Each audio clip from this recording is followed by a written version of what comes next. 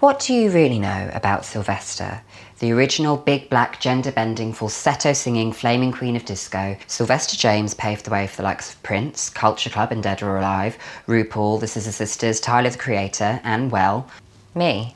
A true original who refused to be categorised by labels regarding gender, sexuality or musical genre, Sylvester is one of my greatest heroes. Or heroines, depending on the mood of the day. Often remembered for only the biggest hits You Make Me Feel Mighty Real and Do You Wanna Funk, which appear on almost every Greatest Disco Anthems compilation, Sylvester actually has a huge discography that spans gospel, rock, jazz and blues. Alongside long-term collaborator and friend, the legendary synth wizard Patrick Cowley, Sylvester also pioneered the high-energy sound that is part of the foundation of electronic dance music. Sylvester brought together Martha Wash and Azora Armstead as the backing singing duo The 2 Tons of Fun, who went on to become the Weather Girls and gave the world the huge hit It's Raining Men.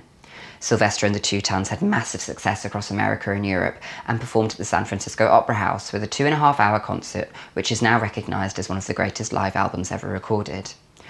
Bravely, at the peak of the AIDS crisis, Sylvester very publicly came forward and spoke about living with a diagnosis before sadly passing away in 1989. Quite the legacy. So why isn't Sylvester remembered more? Sylvester was pretty much what the cis-white male patriarchy fears the most. A proud black free spirit who embodies and embraces both female and masculine energies and refuses to conform to Western ideals of gender, sexuality, class and race. The Disco Sucks movement of the late 70s, which culminated in the infamous Disco Demolition night at Comiskey Park Stadium in July 1979, is a prime example of the violent lengths certain groups in power will go to squash a perceived threat to their position. And Sylvester fell victim to this hate. Having been at the top of the charts and all over television and radio with smashes You Make Me Feel Mighty Real and Dance Disco Heat, Sylvester became the target of the establishment's backlash against disco. Steeped in racism, misogyny and homophobia, the rock radio DJ perpetrators of Disco Sucks sought to re-establish control against the movement that had been celebrating gay liberation, strong sensual black women like Donna Summer, and its gender non-conforming stars like Sylvester. Having been named the Queen of Disco, when it all came crashing down, Sylvester's widespread popularity went along with it. A bullseye had appeared on the diva's back, and in New York in 1980, Sylvester was arrested for a series of rare coin thefts. It had actually been the work of a doppelganger impersonator called Michael Henson, and although cleared of all charges, the mainstream press had already turned against the disco queen. It's like a story out of one of the old glamorous Hollywood films Sylvester had adored growing up, but it was probably not the plot that the star had been dreaming of. Sylvester had been obsessed by Hollywood, fashion and glamour from a young age, and growing up was the go-to for hair and makeup amongst friends and family in Watts, California. The eldest of 7 children, Sylvester helped raise the James family and grew very close to Bernadette, the youngest daughter, who went on to become a hair and makeup artist herself. Watts was a predominantly black neighbourhood and life revolved heavily around church on Sundays, and Sylvester's mother, Letha, did not mess around when it came to dressing for church. She always went full-out glam with matching hats, pocketbooks and shoes, and was said to have bought 78 pairs in a single shopping spree once. Sylvester took after Letha and was notorious for spending money on fur coats, sequined outfits and gold jewellery as soon as the checker cleared. I personally can't relate. As a teenager, Sylvester was part of a gang of young queers called the Disquotays, who partied secretly around Watts at places like Etta James's house. Drag, or gender nonconformity, was still illegal at this time, and so it was very much an underground scene. Despite not having much money, they made their own glamour, using paper and tinfoil to recreate outfits they'd seen in fashion magazines. One friend called Duchess apparently used chicken blood in balloons as fake breasts because the viscosity made them more realistic. I've always believed in make-do glamour, but chicken blood breasts is a step too far even for me. Aged 22, Sylvester met one of the Cockettes, a member of the gender-bending troupe who were based in San Francisco, and was invited to join them and made the move to the city. San Francisco was known for being more liberal and was becoming a home for many LGBTQ+ people. The Cockettes, like the Disquotays, were a group of gender-bending rebels who wanted to fight back against heteronormativity and gender stereotypes. Where the black Disquotays were more of a social and party crew who tried to do this through makeshift glamour and style, the Cockettes were mainly white performers who preferred chaos and LSD. Sylvester joined the group in San Francisco and sang with them during their plays and shows, but never truly felt part of the tribe. It was all too messy and unpolished for someone who aspired to be a great diva. The sets would fall down mid-show, which were unscripted and unrehearsed, and on one occasion when Sylvester was performing an emotional solo, one of the Cockettes wandered onto stage dressed as a zebra and ruined the moment. The culprit was found after the show and reminded that although a high femme singing falsetto, Sylvester still knew how to take care of business. Sylvester had made sure to be billed separately as the warm-up act to their show and performed with the newly formed Hot Band, who were an immediate hit with the movers and shakers in New York City, which included Andy Warhol and Angela Lansbury. camp. Sylvester and the Cockettes parted acrimoniously, and on returning home, the Cockettes vowed, Sylvester will never work in this town again, but they were proved entirely wrong, as in 1978, Sylvester was presented with the key to the city during the legendary Living Proof concert at the Opera House, and still remains synonymous with San Francisco's rich queer and musical history, even now. Sylvester and the Two Tons of Fun performed their seminal sold-out show at the San Francisco War Memorial Opera House on Sunday, March the 11th, 1979, and they took the audience to church. It was only a few months after the assassination of the first openly gay politician, Harvey Milk, whom Sylvester had been a great supporter and friend of. A huge cross-section of people came dressed in their best attire, be that black tie and ball gowns or leather chaps and feather boas. The performance coincided with the release of their album Stars, which is my favourite Sylvester album, and they sang this in its entirety along with a number of other popular tracks. Accompanied by a full 26-piece orchestra, Sylvester covered the players in glitter moments before the show started, saying that they were too straight to play. The fire department reportedly almost shut down the concert due to the frenzied dancing crowd, and having always dreamed of performing there, Sylvester realised that lifelong dream as a grand disco diva and led the finale with the audience singing Mighty Real as a slowed-down gospel hymn. When the album Living Proof was released, it wasn't a great success at the time, despite being the work Sylvester was most proud of. However, recognition for its cultural significance has grown, and it's now regarded as a hugely important piece of musical history. Sylvester released 11 studio albums: the glam rock Sylvester and the Hot Band and Bizarre on Blue Thumb Records, followed by Sylvester, Step 2 and Stars, which were very much the disco years with the Two Tons of Fun. These were released on the Motown offshoot label Fantasy, which also put out Sell My Soul and Too Hot to Sleep, before Sylvester found a real home at Megatone, releasing All I Need, Call Me, M1015 and Mutual Attraction. The earlier labels often had very different ideas on image and artwork and tried to tone down the androgynous style that was so intrinsic and natural to Sylvester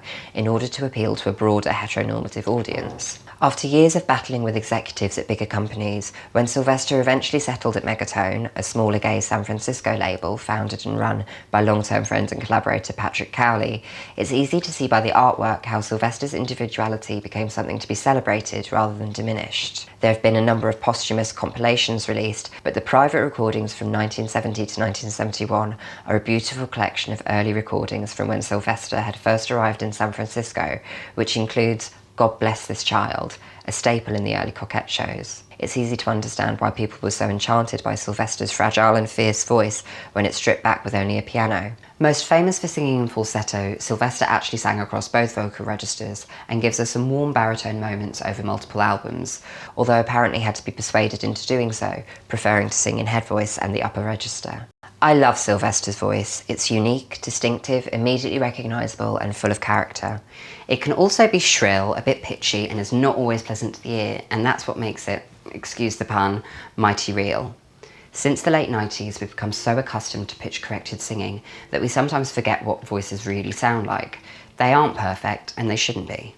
What gives them their character is the imperfections and flaws. For example, if we listen to the isolated vocals on Mighty Real, they aren't pitch perfect.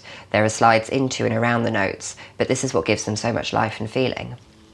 One of the main reasons I love music from the late 60s to the early 90s is because it blends live instruments, analog synths and raw vocals, which I feel is a perfect combination of natural sound and technological man-made sound. Apparently Sylvester, the Two Tons and the band didn't think much of Mighty Real when they first wrote and recorded it, but after it was given to Patrick Cowley, who added the synths, it suddenly came to life and went on to become the huge hit and the disco classic. Although the tempo of the song drifts between 132 and 135 BPM, which makes it very difficult to mix if you're DJing. Rather than detracting from the track, it creates this very driving, alive feeling throughout.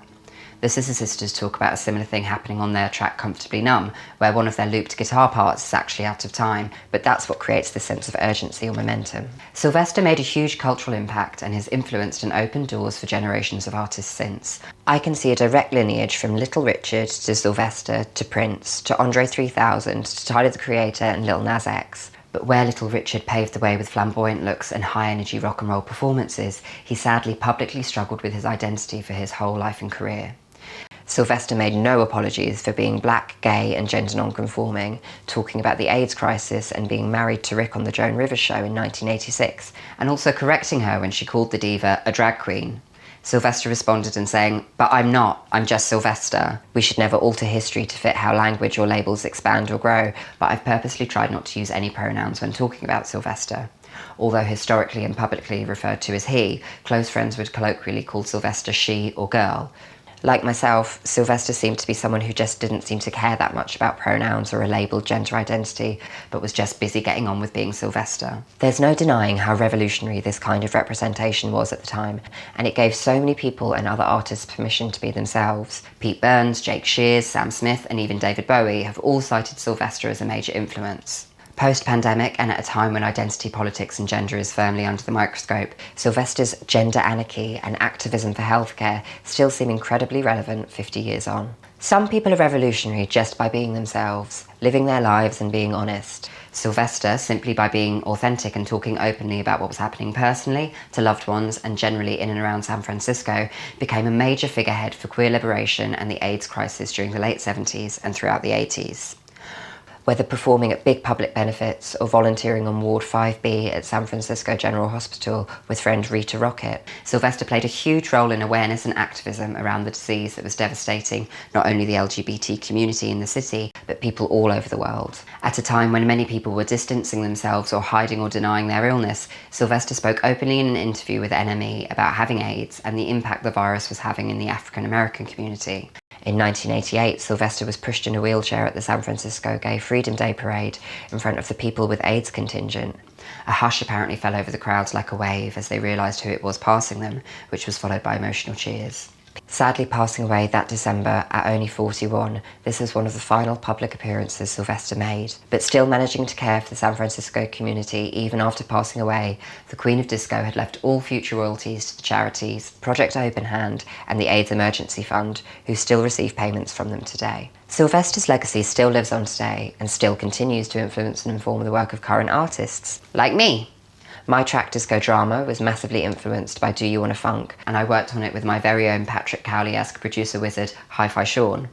It was released on queer music label Polari Records, which, very much like Megatone, focuses on dance music and embraces artists' uniqueness and individuality. Disco Drama falls somewhere between high energy and disco. It gallops along at 130 BPM, and I wanted it to feel fast and frantic. I did a lot of harmonies and BVs on it, but the lead vocal is mainly an upper chest and head voice like Sylvester. Hi-Fi Sean also made a dub version which feels even more Patrick Cowley influenced, with big distorted strings and a classic octave bass line. You can find it and lots of other music from me in all the usual places by searching Bestly. Sylvester is and always will be one of my idols, having also grown up queer and in the church, albeit a very different type, with a funny, distinct, high-pitched voice, and also not subscribing to gender norms, and then finding my salvation and home in discos. There's a real hard relate to the flaming queen of disco. I hope Sylvester is remembered as being a rebel who defied and redefined the world just by being mighty real.